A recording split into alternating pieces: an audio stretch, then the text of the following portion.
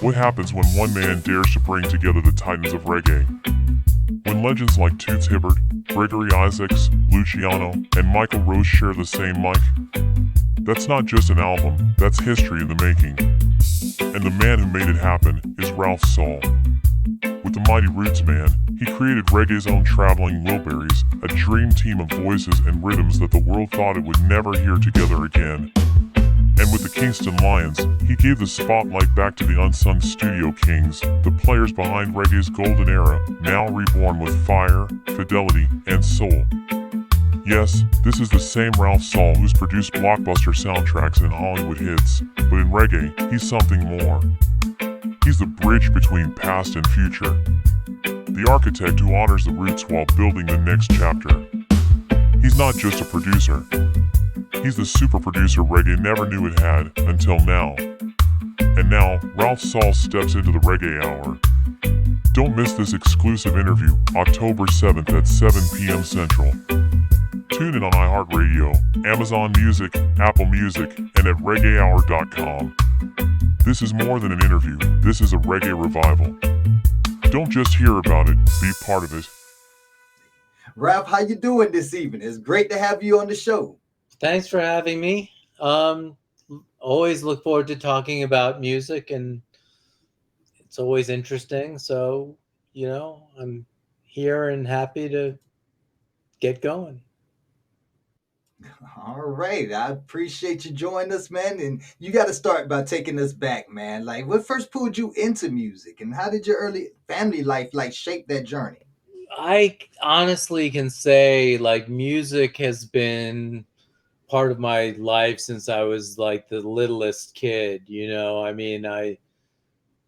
I used to collect top 40 charts for the AM radio station, and I'm from Miami, Florida, so which obviously influenced my love of reggae, because reggae is always big in that part of the world.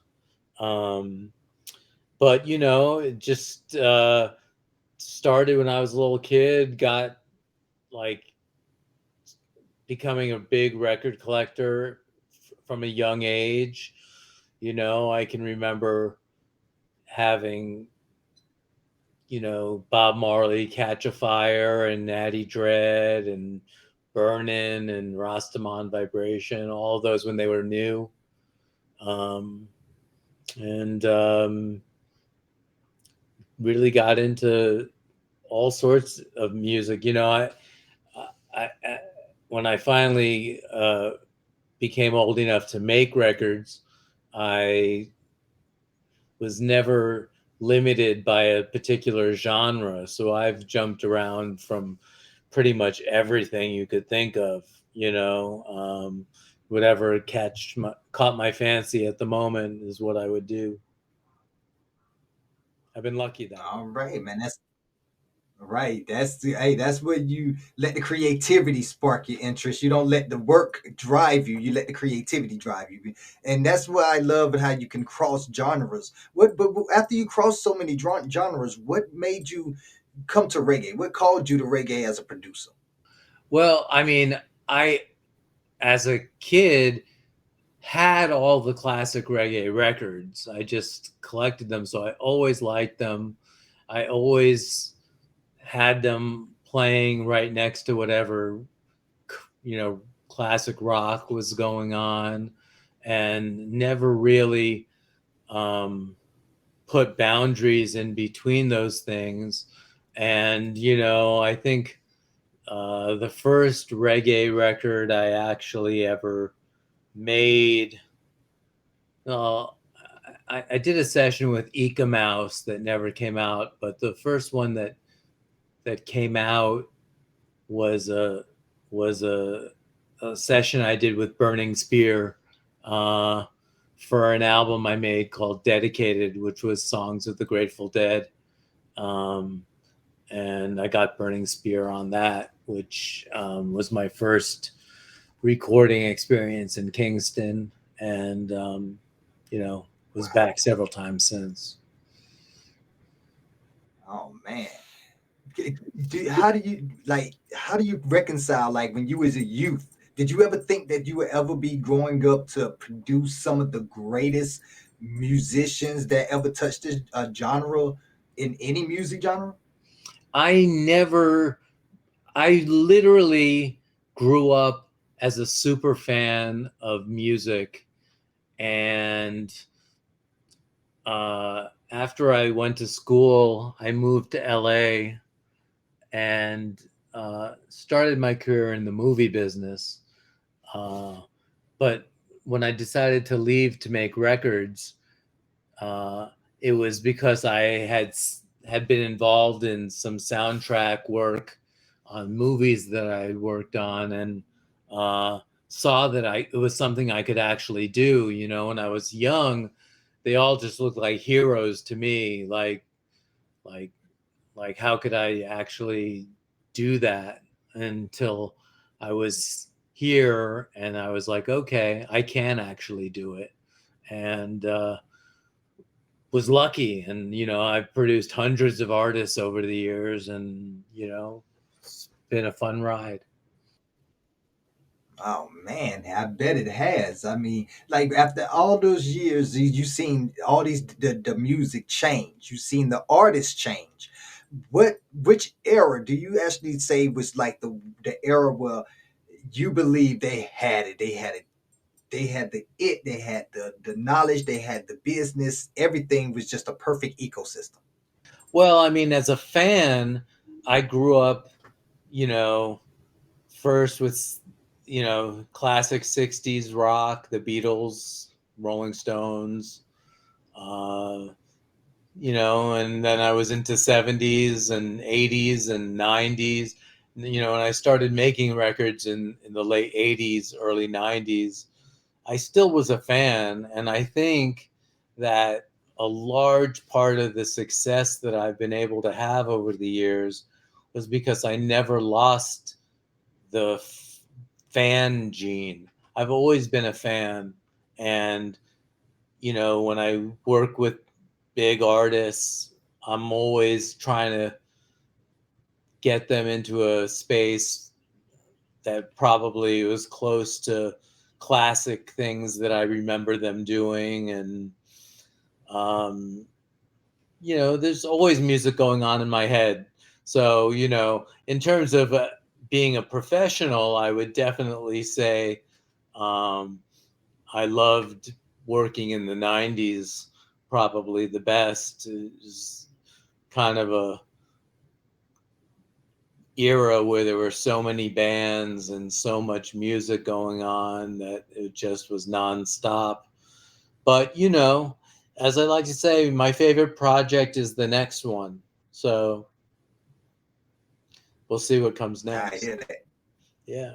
Right. There's always something brewing up there. There's always something better coming around the corner. I feel that. I feel that.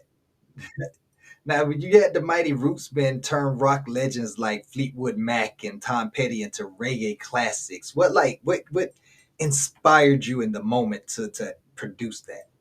Well, my initial thought that turned into the Mighty Rootsmen was uh, that I thought that why hadn't there ever been like a traveling Wilburys of reggae?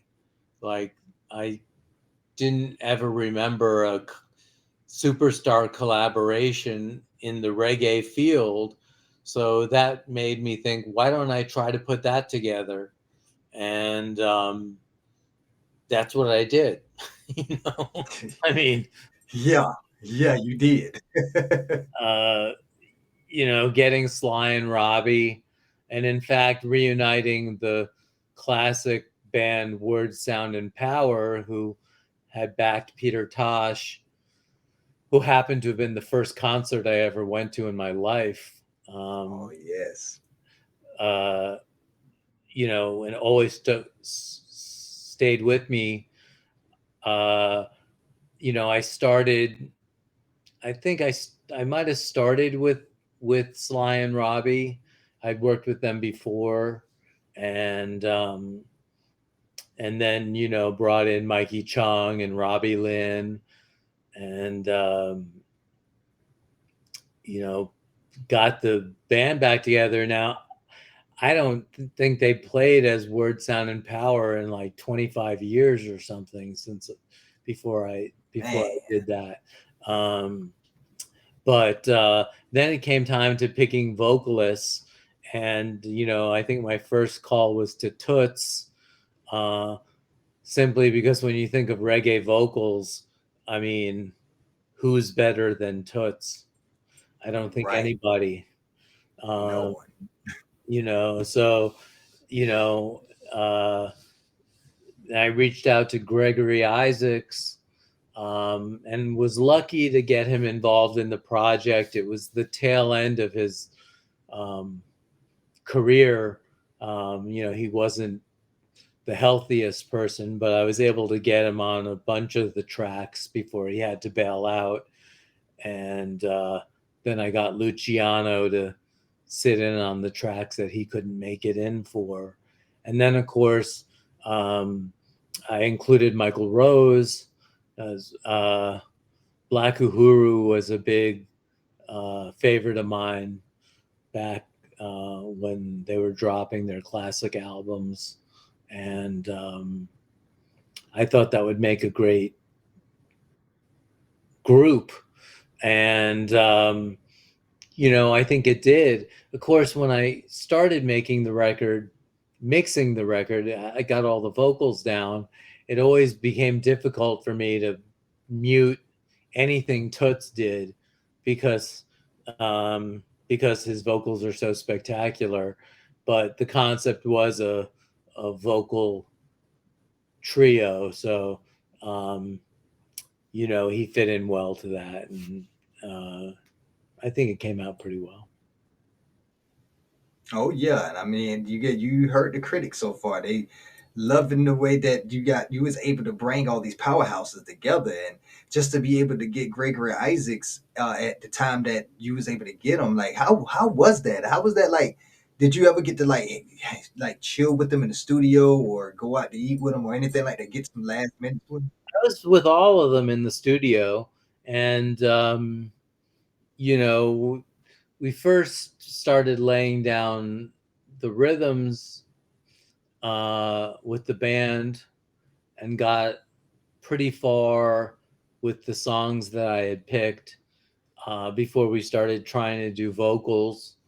And what was interesting about the vocals is, you know, while I'm not sure how familiar with all the songs all the singers were, they took the time. Like, Toots would take those songs home and learn them inside and out, so much so that he could turn them into Toots songs, um, Mm, deliver them in the same way he would one of his classics, which I think he did a great job of doing. And then, Gregory, uh, when if you hear him on those songs, he sure still sounds like Gregory. You know, he might have been weakened in body, but he still was able to sing and deliver those songs. spirit was still there, strong as ever. That's the beautiful part about it. When you hear these legends that most of them have passed on, you get to realize that it has a lot of meaning to you, and you spent some personal time with these legends that some of what most of us dream of. Like, how does that like what does that mean to you personally? Well, working with as many artists over the years as I have, I've found myself in situations where I'm working on tracks with uh, people that I consider, just the ultimate legends. How do you get into a studio with Paul McCartney and and work and not just fanboy your way through the whole Right. day? Um, And the answer is you just do. You have a plan and you do it. Um, and uh, you know, the fact isn't lost that you're in the studio. It's like, oh, Toots, you know, that's the guy who sang Pressure Drop, and he's there he is, you know, and um uh but you know, they're just people too, really. And you know, they are in the studio because they thought the idea that I had was a good one and they wanted to participate. So it was about focusing on the work and trying to make it the best possible version of what that could be. And it took a lot of effort to make it sound effortless. And you have been doing it so long, it's like second nature to you. I was doing a lot of research on, one word that I was not finding that I believe that that should be attributed to anybody, that should be attributed to you, is the word super producer. Do you see yourself in that light? I mean, I'm looking behind you right now. I know you got the plaques for it. I It's been thrown about over the years, mostly lately because I'm older, and so it has been used. Uh, I wouldn't use it myself because I just feel like everything that I've worked on, you know, it adds up to years and decades of my life and different ideas and things and experiences that I've been able to have and lucky enough to have involved myself in.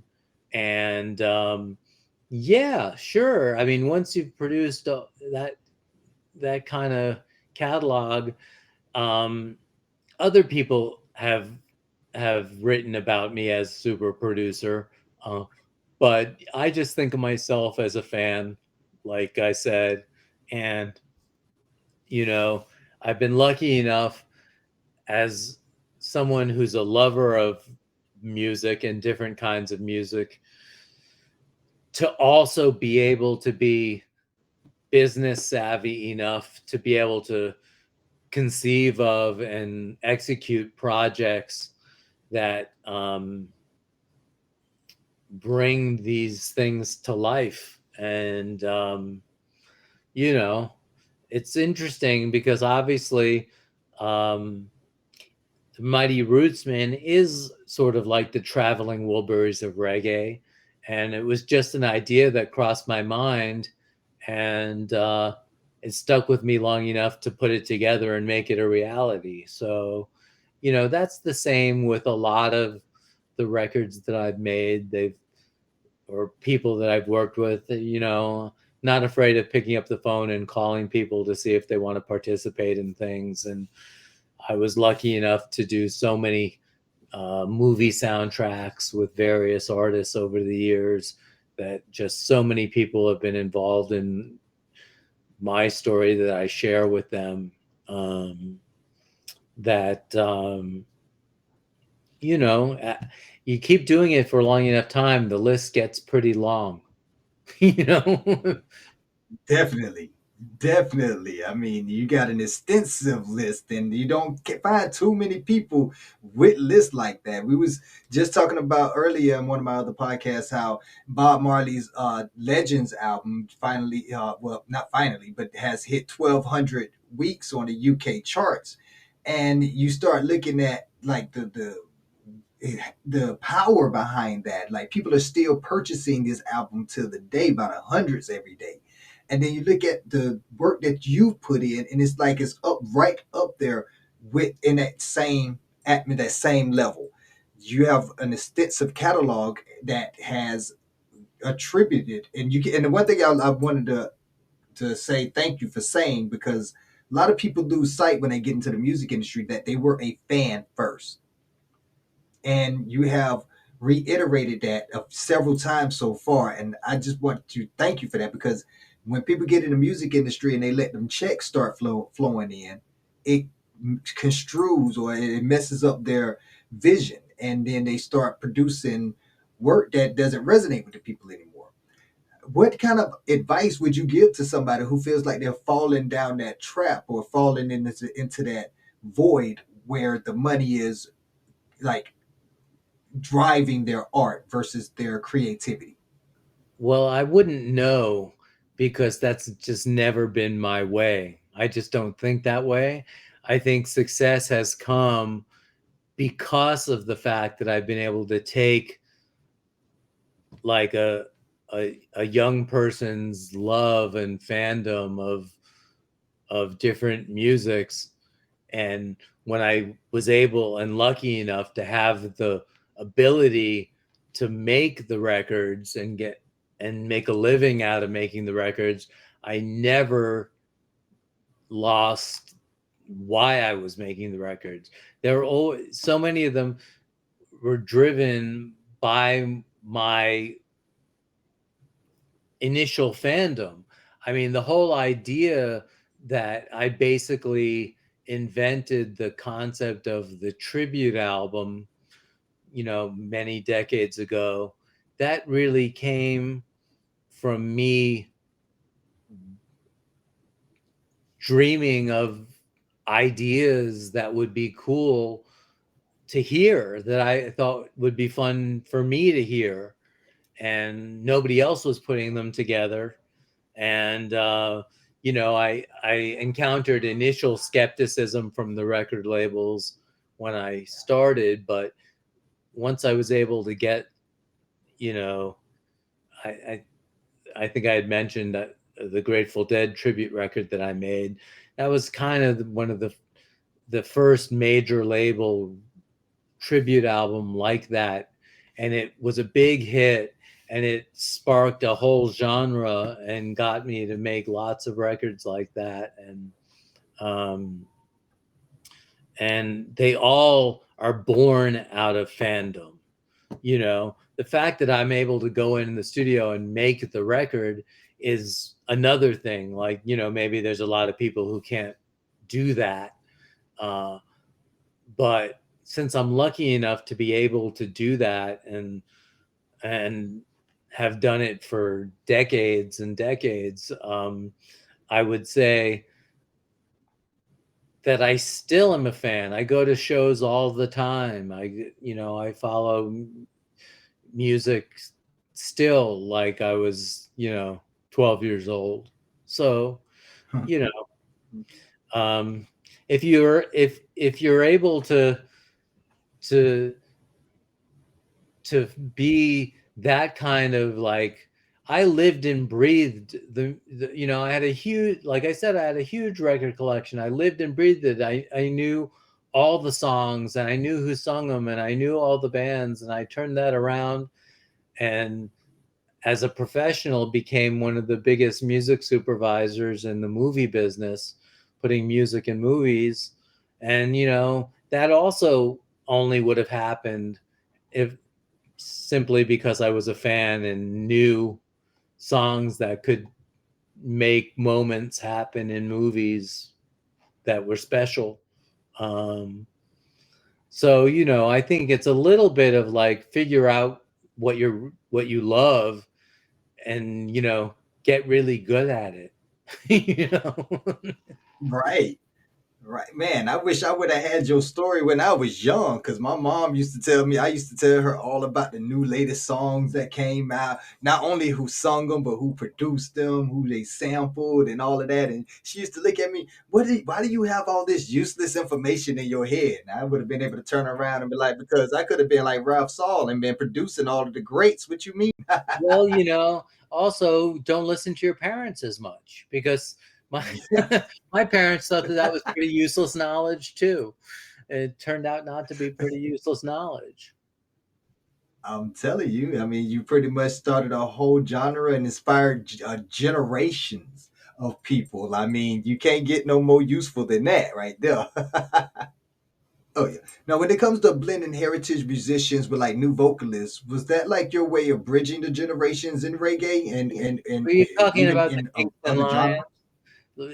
That's Yes. part of the story of Yeah. the Kingston Lions. Kingston Lions came about um, a lot to do with uh, Mikey Chung and his cohorts who had played on so many hundreds of classic reggae songs, going back to the Studio One days, and for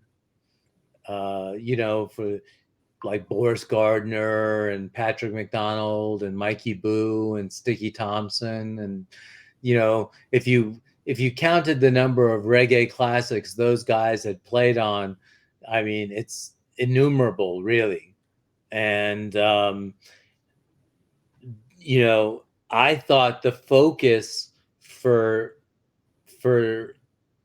that record really was squarely on the players, and like, that's why I kind of called it the Buena Vista Social Club of reggae, because if the Buena Vista Social Club shed light on the classic players of that genre, and put the focus on them. And that's what I think the focus is on the Kingston Lions. The fact that the three young singers who sing the songs, blend really well together and sound, like if you listen to Soul Shakedown Party uh, by the Kingston Lions, it gives major Whaler vibes on the vocal Mhm. side. And, I thought they did a great job, but they definitely take a back seat to the legends that are playing in the room.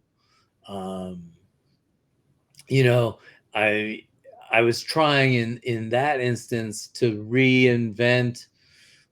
re-expose these classic reggae songs to potential new generation, where like your memory of a lot of those songs are one thing, and sometimes if you listen to some of the original recordings, some of them, they sound their age. A lot of times they maybe a little thin, a little tinny, and I wanted to make a record that sounded like had current production values, and uh, because you hear the songs and they certainly put you in the mind frame of the originals, but then go back and listen to the originals and see which one sounds sonically better. you know not to say Right. that Right. I was trying to supplant any of those original classics. They're classics for a reason, but I want to expose them to a current audience who's used to hearing a certain level of audio quality. um, and Right. Did you ever think that you may be risking watering down the roots, even though that didn't happen? Did you ever think that that may have been a possibility? Not with those players.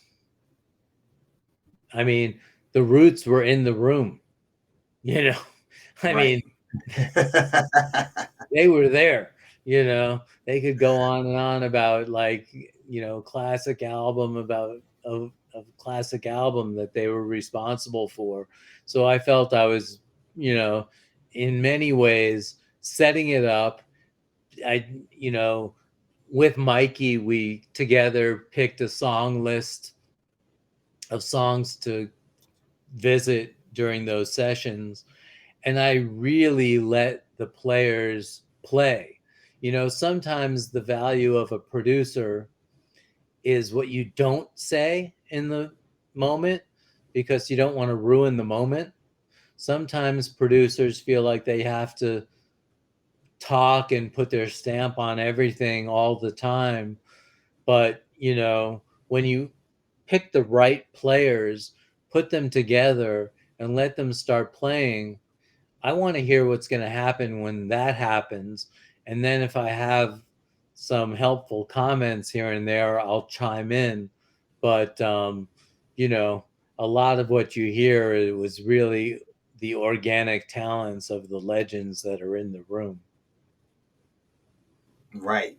Yeah, you got a point there. You can put a lot of naysayers to rest with that one right there. Now, whenever you got classics like that, you have the like you say, you have the roots in the room. Do you ever take it upon yourself to introduce them to the new generation, or set it up to where they can work with the new generation of artists, so that they can, and this is outside of Kingston Lions, like in any genre, just pretty much make it an initiative to try to bridge that generations. Well, I think that whatever the genre is, I have been lucky enough to have a stable of classic players that are masters of their craft, and they'll come and play on whatever it is that I have going on, um, and bring a level of talent and professionalism and uh, it's like I like to say, nothing makes a producer sound as good as putting the right band in the room. You know, um, that's the best way to sound great. Have great players. Okay, you right about that. And with the youth that's coming up now, do you work with a lot of them, or is a certain levels to this? Well, I mean, these days I work on projects that I feel like. I mean, I don't. I'm not in there every single day like I used to. Uh, and for the last little while, I've been working on a lot of my own music, which I started making 30 years ago, and have put in a lot of movies and soundtrack albums over the years, but I've never really concentrated on getting those my songs out. And believe me, on that band is called All Too Much, and the players on that are stunning. I mean, just the Hmm. best. So Okay, just stay so tuned. we got It's that to coming look soon. forward to It's coming soon. Yeah. already. Yeah, and what's the name of it? It's called All Too Much. Yeah, that's the name of the band. Should be dropping some stuff before the end of the year. And um, yeah, it's got some amazing players on it. And has that's been being worked on, you know, for the last couple years. And but some of the songs stretch back to the 90s that I reinterpreted for now. And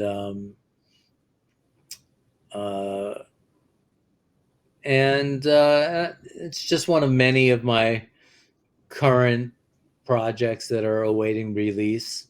I have, you know, if anyone who's listening to your stuff likes the Mighty Rootsmen and the Kingston Lions, I'm happy to say that there's follow-up albums coming for both of those projects.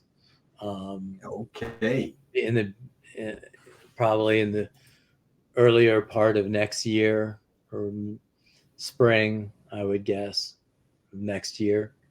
Well, that's perfect to hear. Like, and when people hit that play button on the project now, like, what do you want them to like feel deep in their spirit? Like, what do you want them to get? Well, on the Mighty Rootsman, I think that it's special to be able to turn it on and hear Toots and Gregory. Um, you're not going to hear them again, Right. but you can always hear them on their classic records, you know. But like I was able to get them, uh, one last time, uh, and I picked the classic rock and pop songs that we did, because they all gave me a kind of a vibe of summer, sunshine, friendship, positive vibes was what I was really trying to send with the song selection uh, that made it onto that record. And um, and with the Kingston Lions record, I just, you know, the first volume, which is the one that people can go out and hear now, it has a lot of songs which had in one way or another some international success and uh, recognizability. Um, and My second volume of that is, I think, a lot deeper roots songs than the ones that are on the first record. Uh, but they're but Okay. people can listen to those, and you know it'll test your reggae knowledge, because those songs, then you're happy to hear them in like the current fidelity that I recorded them in. But I think a lot of people might not know some of those deep cuts that we did. And it just sounds like an amazing reggae record to me. I love the sound of the band. I think it's sad the number of players that have passed since I went in and recorded with them. But, such is the nature of things. And luckily, the music outlives everyone, and people can still hear them. Yes, exactly. And that's the beautiful part about it. You capture it's like capturing voices in a time capsule. We can always revisit it whenever we get lonely, we miss them the way that they made us feel when we was down or when we was up or when we was like just whatever. We can always revisit that, and that nostalgia is what makes life worth living. In these two projects, I also was clearly making, classic roots style reggae vibes, which also, um, you know, reggae continues, but it doesn't sound like that so much anymore. And Right. and so I was making records that were love letters to the records that I grew up with, and uh,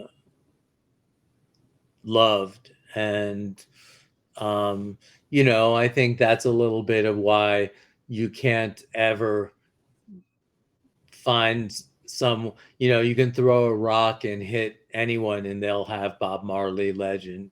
I mean, Right. the music is timeless, the style is timeless. It's just that there aren't as many people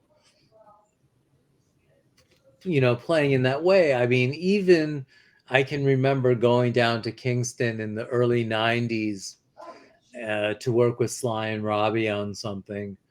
And at the time, Sly, he didn't want to play his acoustic drum kit. He was like, he had his electric kit out and was like, this is what's happening in Jamaica right now. Yeah.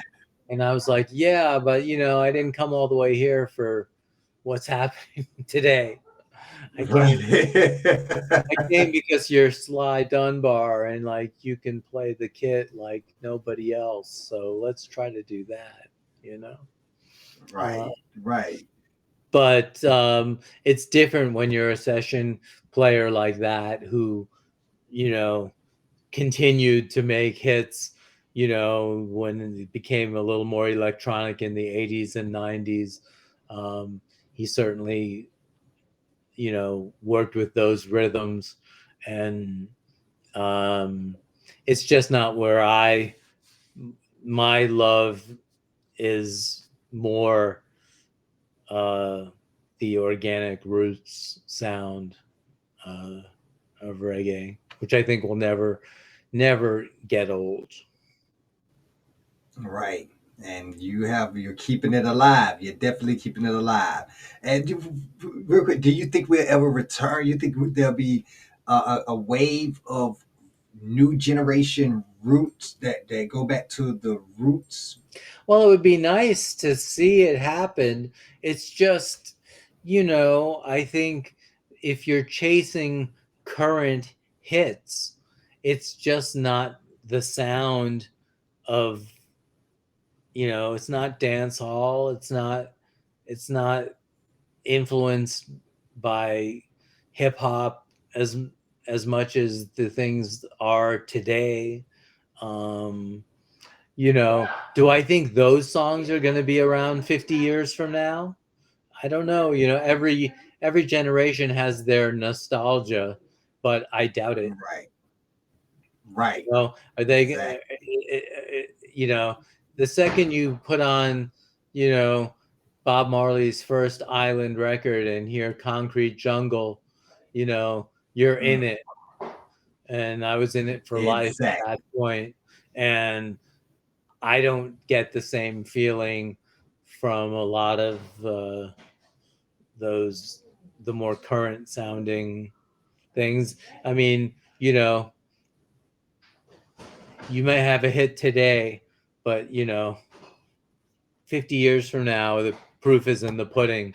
You can still hear Pressure Drop. You can still hear Monkey Man. You can still hear all Yes, these songs, like ones that I did on the Kingston Lions, whether it's, Armageddon Time or War in a Babylon. Um, you know, those songs are just all time greatest songs, you know, reggae or not right. reggae. I mean, they're just fantastic, fantastic examples of a golden period of music. Do I think there's going to be another golden period of music like that one? I don't, because that was a moment in time and a thing that was happening then, and it all came together to make that happen. And if I can do my little part in keeping that kind of vibe alive.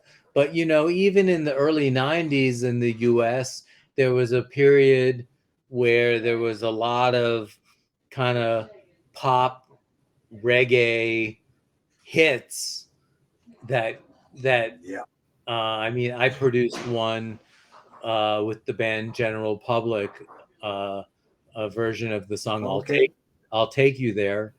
I think that was in '94. That was a big hit at a time where the reggae rhythms were being incorporated. Uh, it was the time of uh, a lot of songs like that, and that could come back around. It's possible, um, but I make records that that I think I will like, and I think that there's enough people that love music like I do that can relate to what it is that I do, and that can find something that they love in those projects.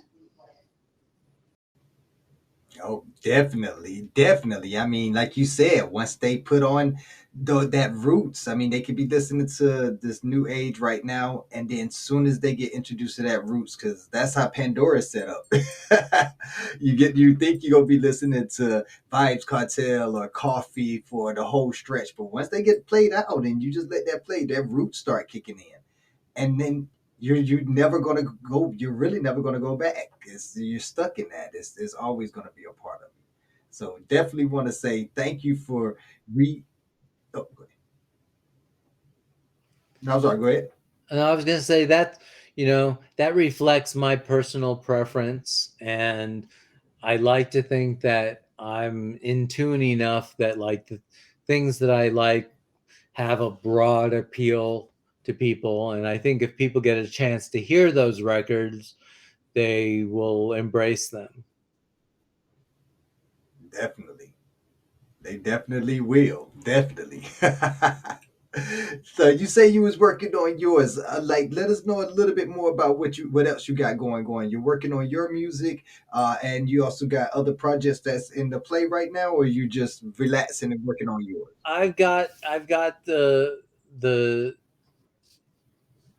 upcoming volumes of these reggae artists that will be back next year, and I've got a special project that I did an inspirational album of U2's music, um, with a kind of gospel choir vibe that should be coming shortly, and some other special projects that are a little bit further away, but hopefully will be done for next year. Um, but right now, right now I'm excited about the projects we're talking about because they just came out, and in today's world with everyone having so much going on and so much noise all around everything, I want to try to make sure that people know that the records exist and they can listen to them, and I think listening to them makes you a fan of them. So here's hoping that that continues to happen. Definitely, definitely. But tell us where they can find you and where they can find these albums at. Well, I mean, the albums are streaming on all major services. The Mighty Rootsmen and the Kingston Lions. They're in store on both vinyl and CD. Um, so, the vinyl sounds amazing. If you want to check it out, the artwork is killer on both of those records. And uh, by all means, listen to it on streaming. And when you like it enough, go buy the physical copies of them. That's right. You always want to go get that vinyl because that vinyl is going to last a lot longer than that CD will. And it's going to have that quality, grainy sound that you're going to, hey, once you put on that vinyl, it's like you don't want to chill and listen to music any other way. It's how I grew up with it. So it's always got a place Right. in my heart. Alrighty, well, we're towards the end of our interview. And is there anybody that you want to give a shout out to or any news that you want to drop or anything like that? Well, I think we've covered it. I encourage people in take time out of their busy schedules to chill a little bit with the Mighty Rootsmen and the Kingston Lions. And I promise that when you listen to it, you'll feel better than before you listen to it. You know, and that's saying a lot. Everyone could use a good ear experience, and I think this delivers that. Perfect. Well, y'all already know what it is. Go and check it out. It's on all streaming services. And once you get through streaming it, go pick you up a vinyl copy. Even if you don't have a record player, go pick you up one simply for I'm sorry, the nostalgia. I can't even get it out. Just pick it up for the nostalgia. Pick it up because in 50 years, you're going to be explaining to your grandkids what kind of art this is. And it's the most beautiful Yeah, and art. also there's great liner notes in both of the records, written by uh, the author of the Oral History of Reggae, and he also wrote the biography of Lee Scratch Perry, and he did a great job writing Oh, wow. liner notes for both of those records. So there's some stuff to read Man, there. the historical value alone in there is enough to make me. I'm all right. So next my podcast, I'm gonna be showing y'all my copy. Straight like that. Already, Ralph Sall, thank you for joining us here on Reggae Hour. And as we wrap up this fascinating conversation with Ralph Sall, we reflect on the profound impact of his work in bridging the past and present of reggae music. Through ambitious projects like the Mighty Rootsmen and the Kingston Lions, Ralph not only honors the legacy of reggae legends, but also paves the way for future explorations of the genre. Thank you, Ralph, for sharing your journey and insights with us. Your commitment to preserving cultural heritage while innovating within the genre is a true testament to your artistic vision. To our listeners, we invite you to explore Ralph Sall's projects available on all streaming platforms and support his mission of bringing reggae's influential history to new audiences. Stay tuned to Reggae Hour podcast for more in-depth interviews with the artists and creators shaping the soundscapes of reggae. Keep the vibes alive and continue to celebrate the timeless rhythms of reggae. Until next time, one love. Thank you for riding these reggae waves with me on Reggae Hour. If this episode hits your soul, don't forget to subscribe, leave a review, and share the message. Follow me on Instagram, YouTube, and Facebook. Links in the show notes. Next week, a hidden roots icon whose story will blow your mind. Until then, keep the music alive. One love. Greetings, Master, but this is Tasha T representing for the Reggae Hour, you done know?